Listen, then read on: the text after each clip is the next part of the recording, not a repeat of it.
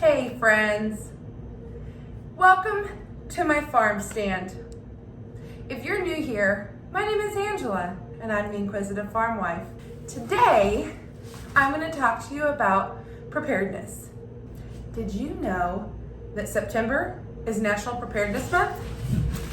Yep. Being prepared and knowing about preparedness is so important that there's an entire month of awareness to let people know about it. We do it nationally, but if you're like me, you don't want to wait till September to find out the more information. So, Crystal at Whole New Perspective is putting on this great collaboration where you can get lots of information. And if you feel so inclined, it's an open collaboration, and that means you can post a video too. I would love to see what you have to say too. Today, I'm just going to kind of chit-chat with you about a few things. So, I live in Northeast Kansas, and we're just done with winter and just beginning with spring. So the worry of heavy snowfall and big ice storms is past us now, and we're getting ready to get into tornado season. So, you need to be prepared all year round for all kinds of things. Things that I like to do to be prepared is, 1, know a plan. So, what if scenario? Do you have a plan? Do you have a what if scenario? For example, have you talked to your family about if there were a fire in the home, what would everyone do? Where would you all meet? So you know that everyone is accounted for and safe. What do you do if a pet is left behind? These are things that we don't want to think about, but we really should. And you need to talk about with the members of your household. And what to do if there's a tornado. Where do you go? Where is the safe spot? Do you have a basement? Do you go to the bathroom? I used to run a daycare, and the safest place for me to take all the children was in the middle of the house. I had a hallway, and I would and they could have pillows and blankets. And if we were to get hit with a tornado, I would have us all hovered under a blanket so that the debris wouldn't hit the children. These are things that you really should be thinking about. Each season brings new weather conditions, and no matter where you live, there's going to be something that you need to think about. Maybe you're in Florida and you have hurricanes.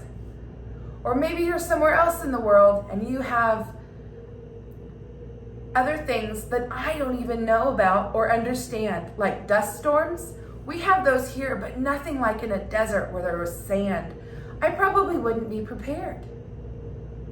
So I would say, first things first, come up with a preparedness plan. And then, if an emergency hit, are you ready for there to be no electricity? What's your plan of action for that?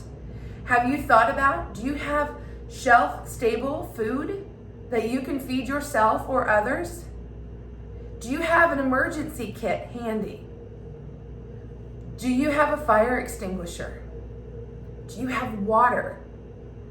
There's lots of things to be thinking about. So here, because it's spring, I'm thinking about it being planting season because we're farmers. And so we need to make sure that our tractors are ready with everything they need. I want to check dates on fire extinguishers. I want to make sure that we have that available in the fall and the harvest too, because we have experienced a fire in our field from our combine. So I want to make sure that we have that ready in the spring again, because even a tractor, things can happen. I want to make sure I have a first aid kit in my truck, in my tractor, and all the things that we're going to be using because accidents do happen. Do you know first aid?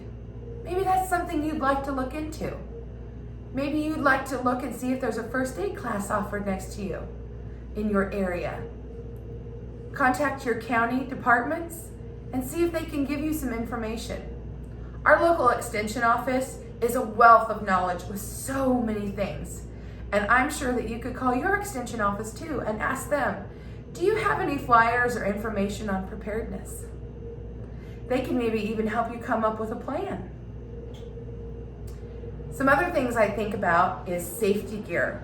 For example, because we're farmers, we work around certain types of equipment and certain types of chemicals that could be dangerous.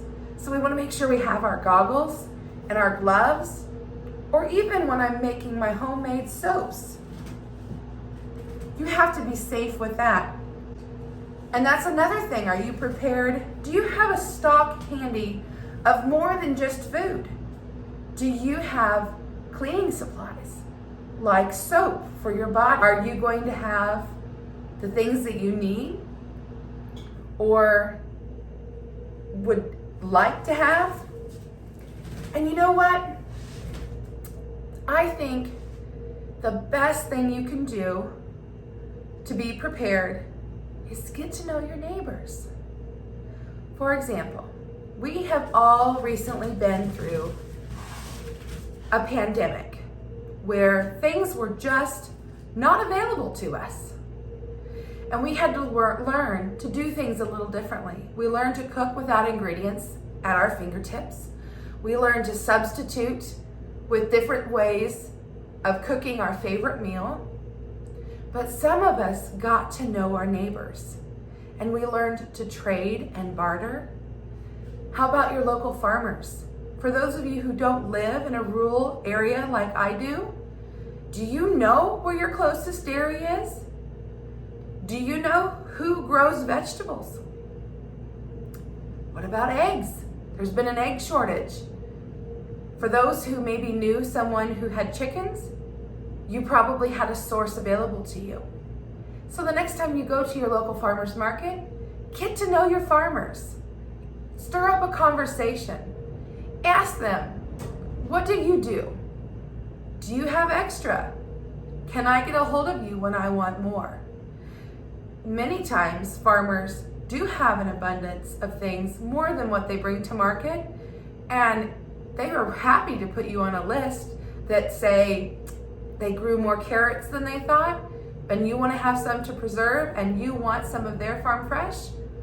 You're able to get a hold of them, but only because you reached out and made that connection were you able to have it. So I encourage you, as you make your preparedness list of emergencies, of what we will do, and have an action plan, also have an idea of where you're sourcing everything.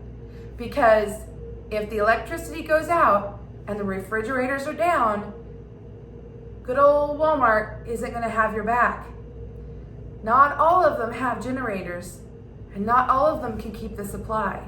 But if you know where you can get it from the source, then you're going to have one step ahead in getting yourself through an emergency. I hope that some of this information inspires you to think about what you would like to do to prepare yourself for an emergency and what you might be able to do to improve the plan that you already have. I'd love to hear what you think.